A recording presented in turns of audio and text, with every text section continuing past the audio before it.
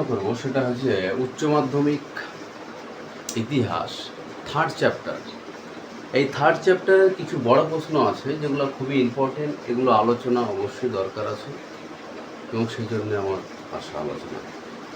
তো দেখো, প্রশ্ন হচ্ছে যে ইংরেজদের সঙ্গে নবাব সিরাজউদ্দৌলার বিরোধের মূল কারণগুলি আলোচনা করো। মানে ইস্ট ইন্ডিয়া কোম্পানিও বলতে পারো তোমরা, যে ইস্ট ইন্ডিয়া কোম্পানির সঙ্গে বাংলার স্বাধীন চেতা তৎকালীন নবাব সিরাজউদ্দৌলার সঙ্গে যে বিরোধ হয়েছিল সেই বিরোধের কারণগুলি কী, এই হচ্ছে প্রশ্ন। তাহলে এই প্রশ্নটা লিখতে গেলে তোমাদের বেশি যে পয়েন্টগুলো দরকার সেগুলো অবশ্যই জেনে রাখা দরকার আছে তোমাদের। কি দেখো, 1 নম্বর পয়েন্ট হচ্ছে যে ভূমিকা। যে কোনো বড় প্রশ্ন তোমরা যখন লিখবে তখন অবশ্যই তার একটা ভূমিকা তোমাকে দিতে হবে। তো ভূমিকা দিব, তারপরে কি পয়েন্ট দিব আমরা, যে নজরানা না দেওয়া বা নজরানা প্রদান না করা, নজরানার অপব্যবহারের কথা। তাহলে নজরানা না দেওয়া 1 নম্বর পয়েন্ট। 2 নম্বর হচ্ছে দস্তকের অপব্যবহার। দস্তক বলতে ব্যবসা বাণিজ্যের ছাড়পত্র, যেটা ফারুক স্যার ফরম্যান আমরা বলছি দস্তক 1717 খ্রিস্টাব্দে। তো সেই দস্তকের অপব্যবহার। আর কি, কৃষ্ণদাসকে আশ্রয় দান করা। কৃষ্ণদাস, এই কৃষ্ণদাসকে আশ্রয় দান করা হয়েছিল। আর কি, কলকাতা দুর্গ সংস্কার। 5 নম্বর হচ্ছে কলকাতা দখল এবং অন্ধকূপ হত্যা। তোমরা চাইলে কলকাতা দখল একটা পয়েন্ট হবে আলাদা করে, এবং আলাদা করে অন্ধকূপ হত্যা একটা পয়েন্ট তোমরা করতে পারো। তবে আমি 7খানা পয়েন্ট নিয়ে এটা আলোচনা করবো বিস্তারিতভাবে, তোমরা শুরু থেকে শেষ পর্যন্ত দেখতে থাকো।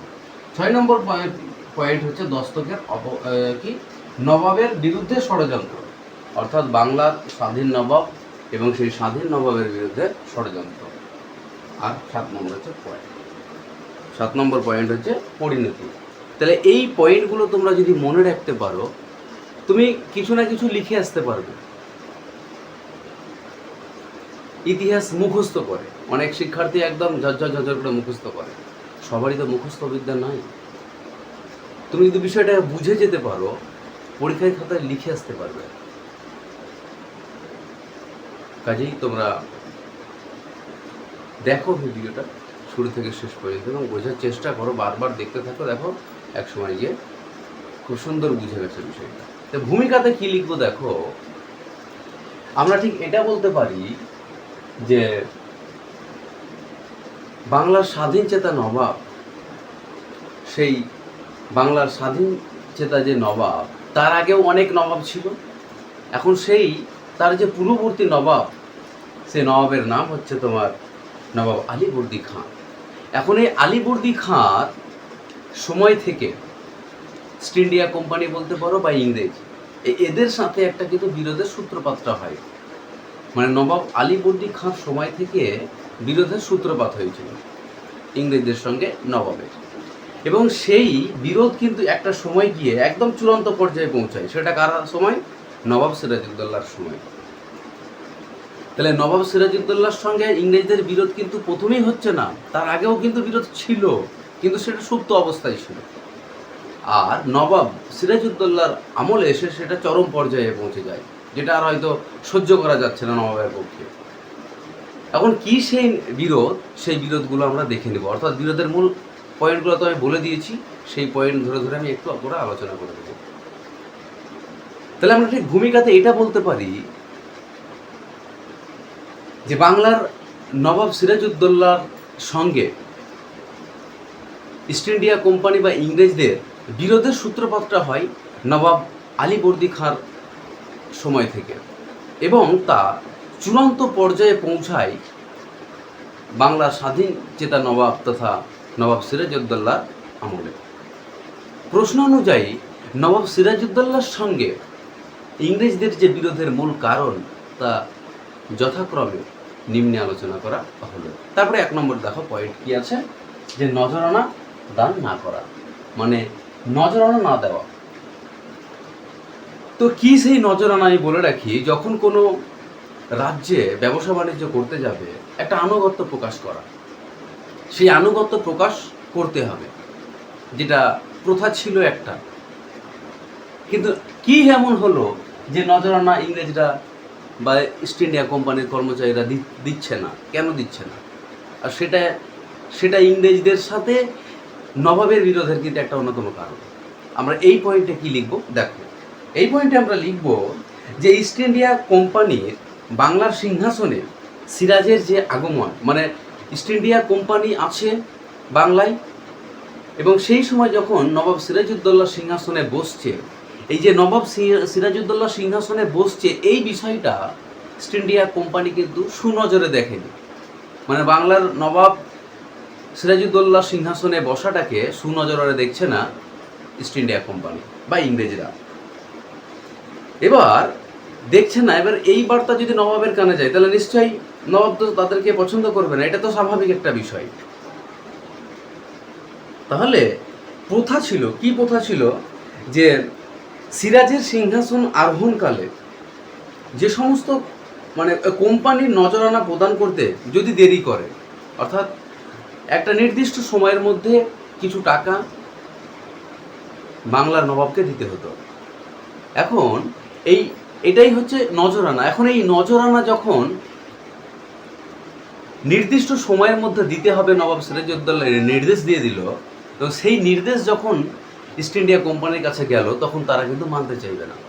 এবার না মানলে কি হবে, তাদের বিরুদ্ধে একটা কঠোর একটা সিদ্ধান্ত হয়ে গেল যে তাই তো বাংলার নবাব ঘোষণা করে দিল যে একটা নির্দিষ্ট টাইমের মধ্যে আমাদেরকে কি দিতে হবে, নজরানা দিতে হবে। এমনকি নবাবের নিকটে কি করতে হবে, আনুগত্য প্রকাশ করতে হবে। কিন্তু ইস্ট ইন্ডিয়া কোম্পানির কর্মচারীরা বা ইংরেজরা এই যে নজরানা সেটা দেরিতে দিচ্ছিল, আর নবাবের নিকট কিন্তু আনুগত্য প্রকাশ করেনি। তাহলে ইংরেজরা যেহেতু নবাবকে ঠিক নির্দিষ্ট সময়ের মধ্যে নজরানা দিচ্ছে না এবং নবাবকে আনুগত্য প্রকাশ করছে না, নবাবের রাজ্যে ব্যবসা বাণিজ্য করছে, যেটা নবাবের সঙ্গে ইংরেজদের বিরোধের একটা অন্যতম কারণ দাঁড়ায়। আমার রাজ্যে আমি যদি নবাব হই, তাহলে আমার রাজ্যে যখন বাইরে থেকে কোনো কেউ আসবে ব্যবসা বাণিজ্য করতে, তখন সে তো আমার অনুমতি নেবে এবং কিছু হয়তো ক্রাইটেরিয়া দিয়ে দিলাম যে নির্দিষ্ট সময়ের মধ্যে তোমাদের কিছু টাকা দিতে হবে। এখন সেটা দিচ্ছে না ধরে নাও, তারপরেও কি হচ্ছে যে আমাকে আনুগত্য প্রকাশ করছে না। আমি কাল্পনিক একটা কথা বললাম এই বিষয়টা বোঝানোর জন্য। নবাব যখন সিংহাসনে বসলো, সে সিংহাসনে বসাটাকে ইস্ট ইন্ডিয়া কোম্পানির কর্মচারীরা বা ইংরেজরা ভালো চোখে দেখেন। আর দ্বিতীয়ত তারা নজরানা ঠিকঠাক টাইমে দিচ্ছিল না এবং নবাবের প্রতি আনুগত্য প্রকাশ করেনি, যেটা নবাবের কিন্তু মনের মধ্যে একটা বিদ্বেষ তৈরি হয়। এই গেল একটা কথা। তারপরে আমরা দেখে নিব কি আছে, দস্তকের অপব্যবহার। আমরা জানি যে দস্তক মানে ব্যবসা বাণিজ্যের ছাড়পত্র। এখন আমরা সকলেই কম বেশি জানি যে মোগল সম্রাটের কাছ থেকে কিন্তু এই 1717 খ্রিস্টাব্দে দস্তক বা ব্যবসা বাণিজ্যের ছাড়পত্র পেয়েছিল কে, ইস্ট ইন্ডিয়া কোম্পানি। এখন সেই ছাড়পত্র পেয়েছিল ভালো কথা, এখন সেই দস্তক বা ছাড়পত্রের অপব্যবহার করতে লেগেছিল কারা, ইংরেজরা। নবাব কিন্তু এই বিষয়টাকে ভালো চোখে দেখতে পারেনি। আর কি, কোম্পানির কর্মচারীরা অধিক মুনাফা লাভ করতে থাকে, মানে নজরানা দিচ্ছে না, দেখলাম প্রথমবার। তারপরে দেখছি কি দস্তকের অপব্যবহার, দস্তকের ব্যবসা বাণিজ্যের ছাড়পত্র, ব্যবসা বাণিজ্যের ছাড়পত্র পেয়ে তারা মনে হয় নিজেদেরকে শৈলাচারী করে ফেলেছে। তাহলে নবাবের রাজ্যে যখন তারা ব্যবসা বাণিজ্য করছে, তারা যদি শৈলাচারী হয়ে যায় তাহলে বাংলার কোনো নবাবই সেটা ভালো চোখে দেখবে না, যে নবাবের ক্ষেত্রে আমরা হয়েছিল দেখেছিলাম। যার ফলে কি হলো, এদেশের বণিক সম্প্রদায় চরম ক্ষতিগ্রস্ত সম্মুখীন হতে থাকে। মানে তৎকালীন সময়ে যে দেশীয় যারা বণিক ছিল তাদের ক্ষতি হয়ে যাচ্ছিল। তাহলে নবাবের রাজ্যে বসবাসকারী নবাবের নাগরিক ক্ষতিগ্রস্ত হচ্ছে, ওইদিকে ইংরেজরা বাইরে থেকে এসে অধিক মুনাফা লাভ করছে, যেটা নবাব ভালো চোখে দেখতে পারে না।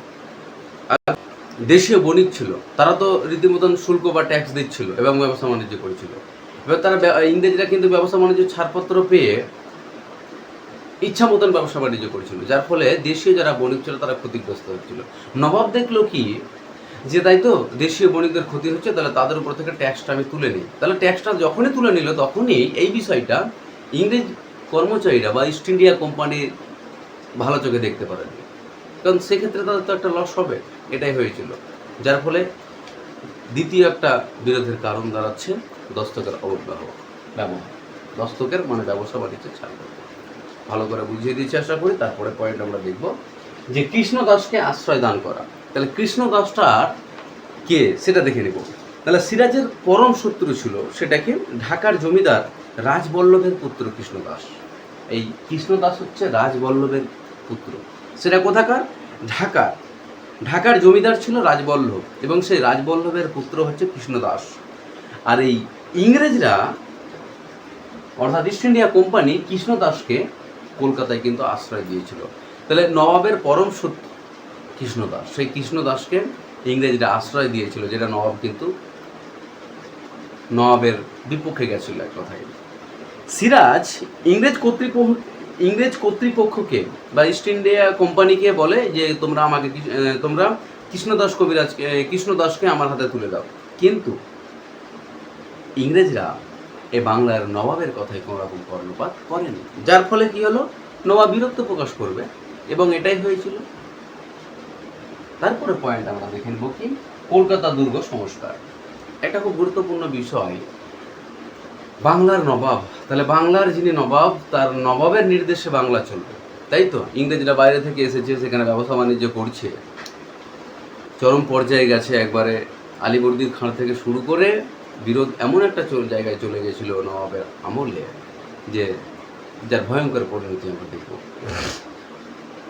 তো ফরাসি এবং ইংরেজরা কলকাতায় তাদের নিজেদের সুবিধার্থে কিছু দুর্গ সংস্করণের কাজ করবো বলে সিদ্ধান্ত নেয় এবং তারা করতেও চাইছিল এবং করেও ছিল কিছুটা। নবাব উভয়কে মানে তোমার ফরাসি এবং ইংরেজ দুটোকেই বলেছিল যে তোমরা কলকাতায় দুর্গ সংস্কার করিও না।